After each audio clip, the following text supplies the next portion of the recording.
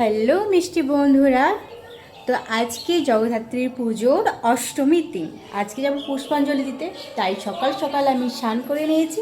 তো চলো এরপর আমি রেডি হয়ে যাই। ফাইনালি আমি রেডি হয়ে গেছি। আমায় কেমন লাগছে একটু কমেন্টে জানিও। আর মনে আছে এই শাড়িটা আমি মিশো থেকে নিয়েছিলাম।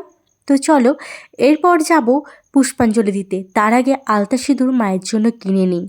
আর এত বৃষ্টি পড়ছে, কি অবস্থা দেখো। ফাইনালি আমি চলে এসেছি বৃষ্টির মধ্যেও, মানে চাল পয়সা সমস্ত দিয়ে দিয়েছি। এরপর পুষ্পাঞ্জলি দেব। পুষ্পাঞ্জলি দেওয়ার জন্য ফুল নিয়ে নিয়েছি। এই যে আমাদের মা,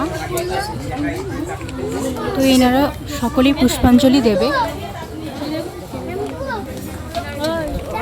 চলো পুষ্পাঞ্জলিটা দিয়ে দিই। পুষ্পাঞ্জলি দিয়ে আমার কমপ্লিট। এরপর প্রসাদ আনতে যাব। তো চলো যা যাক।